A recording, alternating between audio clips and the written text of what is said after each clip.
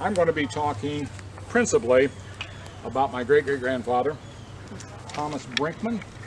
He's the tallest gentleman there. And these are all pilots from this area. They're all related to each other. Another person I'm going to be talking about in my talk is his father-in-law, Elijah Piper, the older gentleman that's sitting. Another principal. Excuse me? Oh yeah, this is a river pilot, and he takes boats up the river and makes sure that they don't run aground. And at the time that this happens, he was also making sure that the federal cruisers, he was trying to avoid them and keeping from getting captured. So this is another principal part of my story. This is a model of the Condor, which was manufactured in Scotland, and it was an example of one of the finest blockade running ships that was ever manufactured. Very sleek, very long, very small draft, so it can make it over sandbars, that type of thing. No guns on it.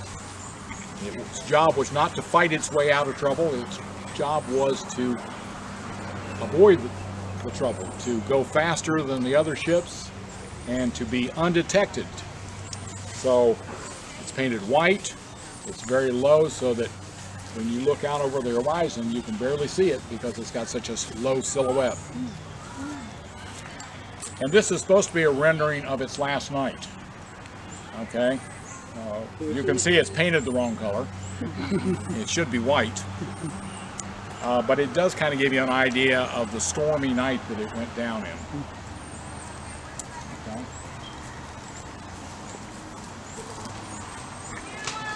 I'm also going to be talking about blockade running.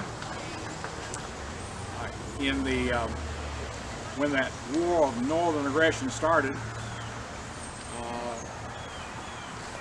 the North decided that the best way to defeat the South was to strangle their supply lines.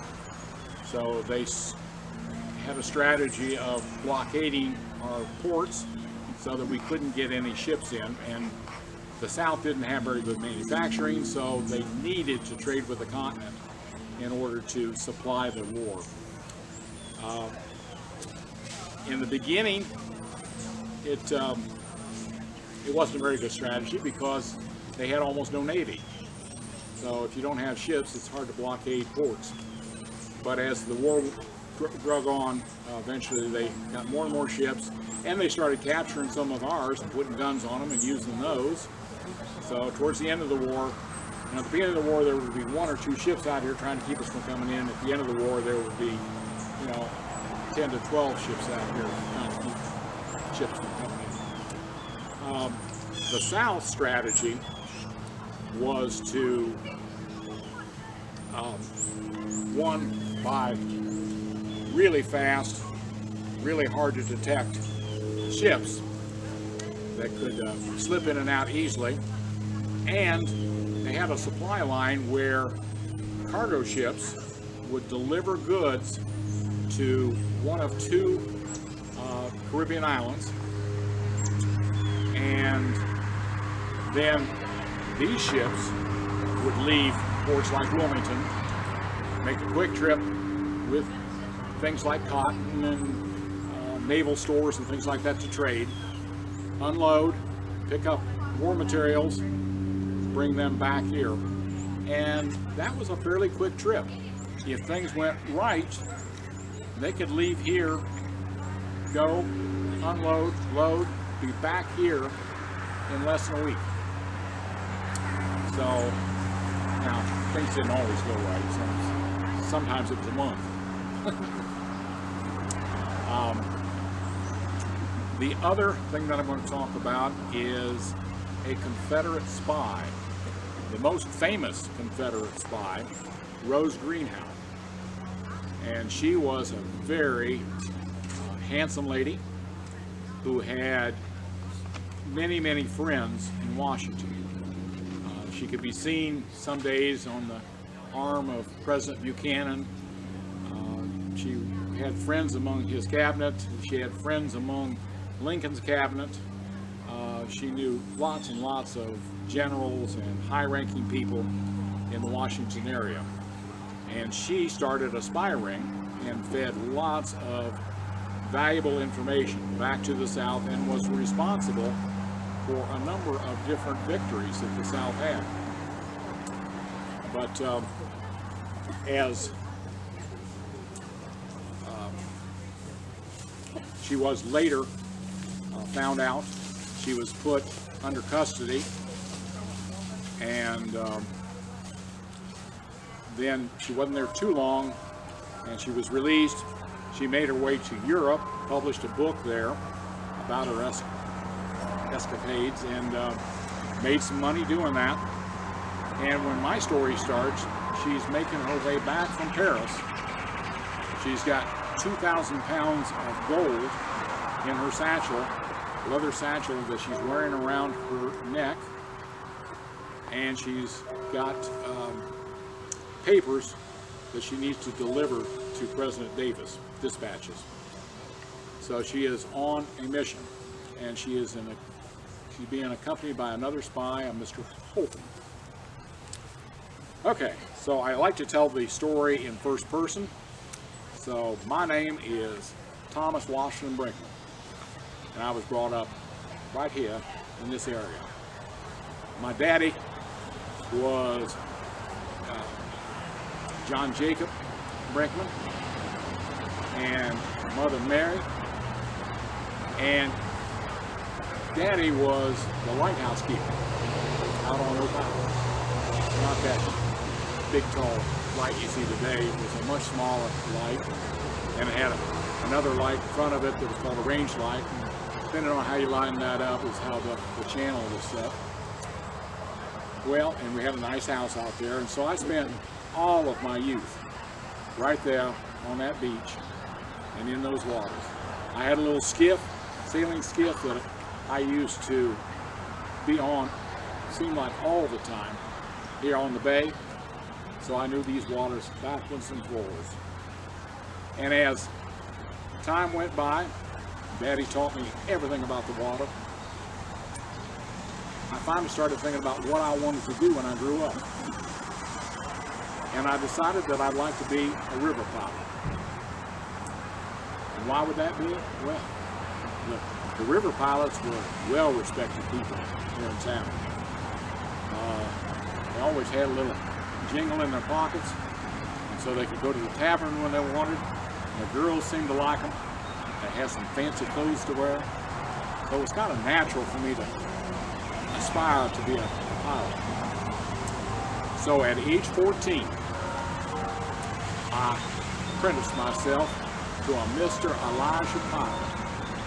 Now, Mr. Piva was the most senior and most respected pilot here on the Cape Fear.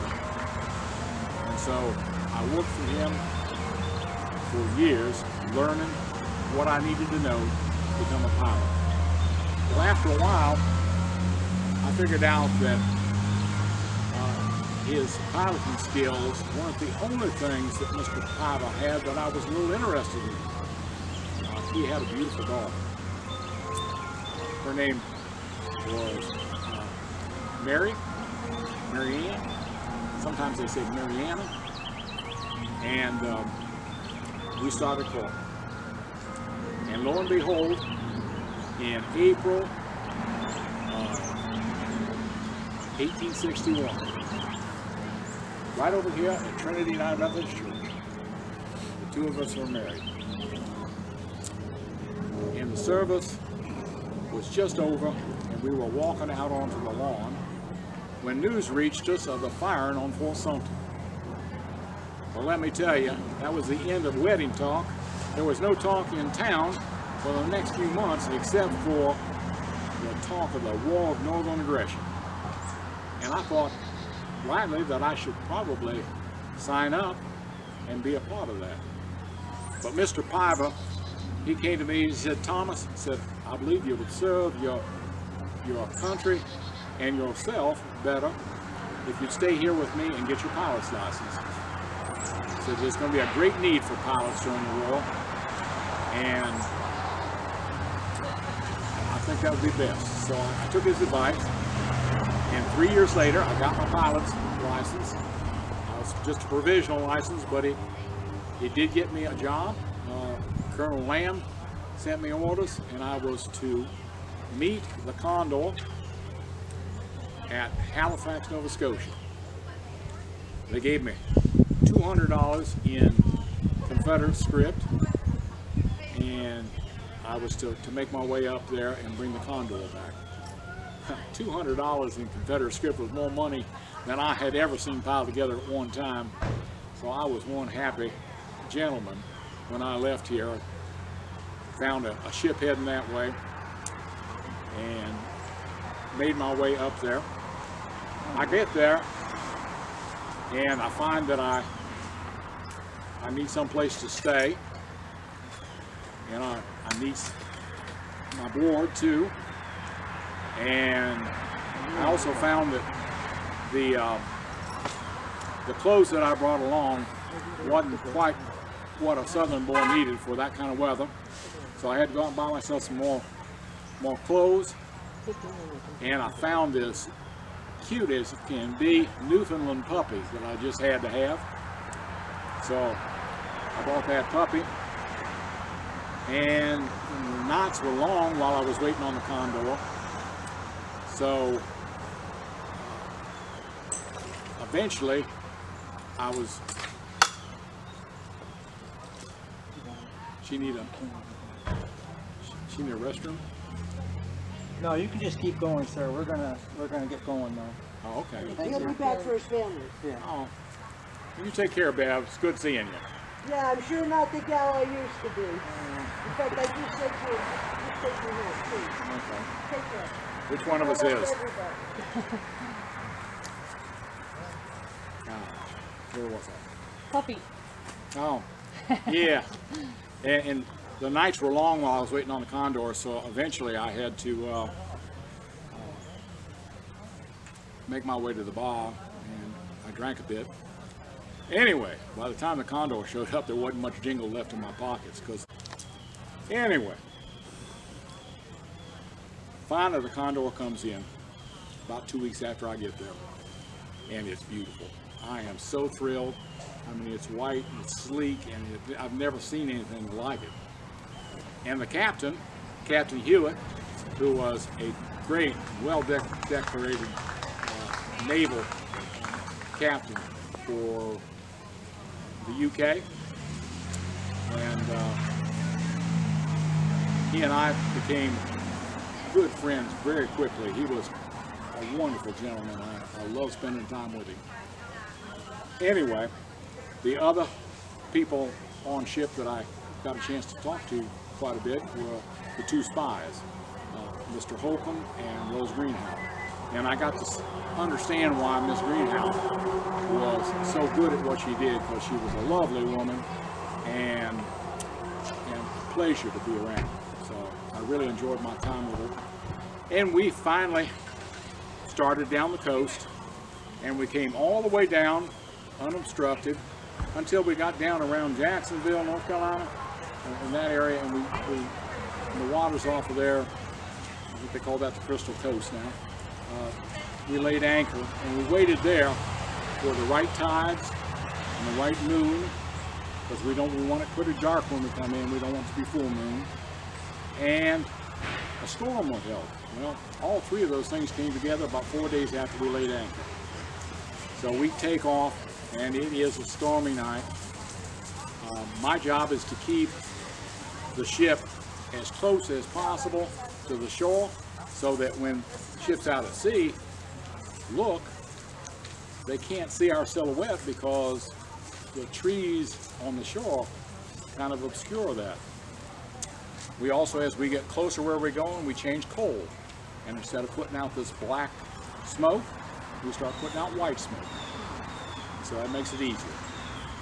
Well, anyway, as we go down through, I'm starting to pick out all the different landmarks that I know. You know, oh, there's the fires from the turpentine still, there's the Burroughs Cottage, and all those things I know. You know, I'm spying and trying to pick out everything so that I can keep her going in the right course. Well, things are going great, and we start getting close to Fort Fisher. In fact, I'm starting to look for that light that's on the mound there at the end of Fort Fisher. And there, all of a sudden, in front of me, there's this shadow. And I think it's probably a Federal cruiser. Now, let me back up just a little bit. I wasn't detected by any of those ships out there until fairly late. And finally the USS Niphon did see me, weighed anchor, and started chasing me. But I'm not too worried because I've already got a head start on him, and I'm faster than he is anyway. So we continue on. But now, in front of me is this shadow that I think is probably another Federal cruiser. I was wrong. It turned out to be the hulk of the Nighthawk, which had run aground 2 nights before. But anyway, it was right in front of us, so I had to do something. So if I turn a port back out to sea, I'm for sure going to run into the fire of the Niphon. It's going to catch up with me at that point.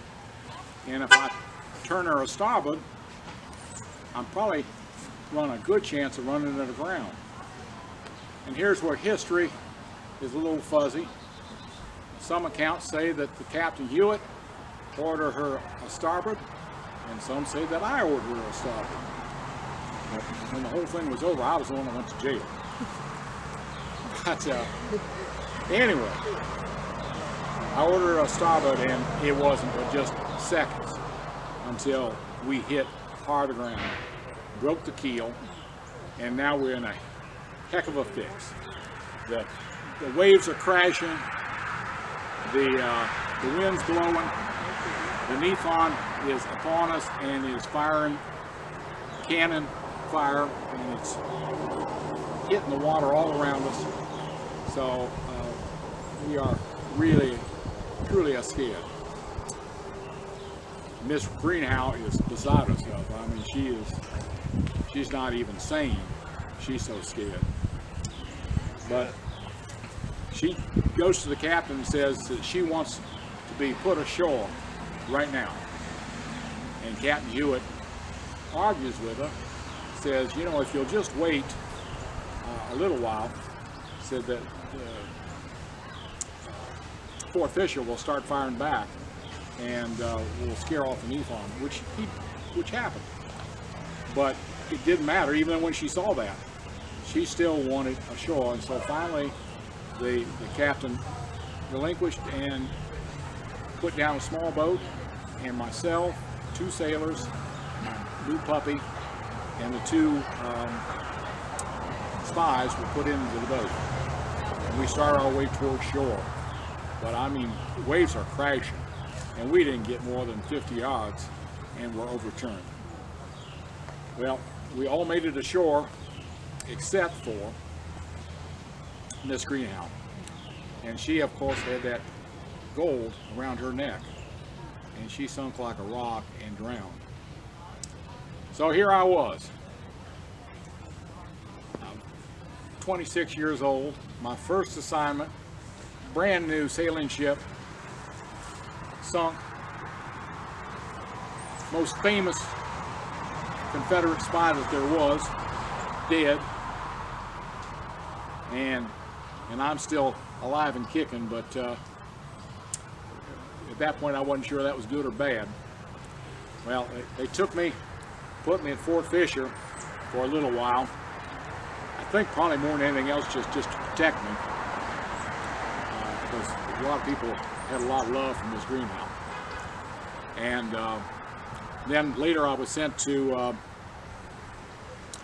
Salisbury prison, but I must not have been there very long at all, because history shows me piloting the Blenheim, another blockade runner like the Condor, and I made 4 successful trips with the Blenheim and was about to make my 5th. I made it down the coast. I pulled up and anchored in front of Fort Fisher. Hadn't had a bit of trouble at all. In the morning, we were boarded, and I found out that Fort Fisher had fallen 2 days before, and so that was the end of my pilot for the war. And after the war, things were much different. During the war, you know, there was lots of shipping and not lots of pilots, and so it was a fairly lucrative thing to do, even though I got started late. You know, not like Tommy Thompson, who made a ton of money. So I didn't make a whole lot, but at least I was keeping food on the table for my family. Now, after the war, there was only about a third the trade, and all these pilots came back that were captured, so there were 3 times the amount of pilots, and so it was hard to make ends meet. So I decided I'd move my family out to Bald Head Island, and so that I would have a head start on the other pilots and maybe get more business. It was a good strategy, but it was a terrible place for my family. It was extremely hard to live on Bald Head Island at that point, and we lost quite a few children while we were out there. The most notable is the 2 twins died, just about killed my wife, and then 2 months later there was a terrible storm while we were out to sea. And of course back then we didn't know whether the storm came up, whether it was a small gale or whether it was going to be a full-fledged hurricane, and this came to be known as the Great Storm. So our ship went down, and all were lost. Nobody was recovered except my body. I did wash up on Battery Island several weeks later, and the only remembrance we have of that is my wedding ring. It was taken off and given to Tommy Harrelson, who was down here, my first cousin, and he gave it to his nephew later. But that's my story.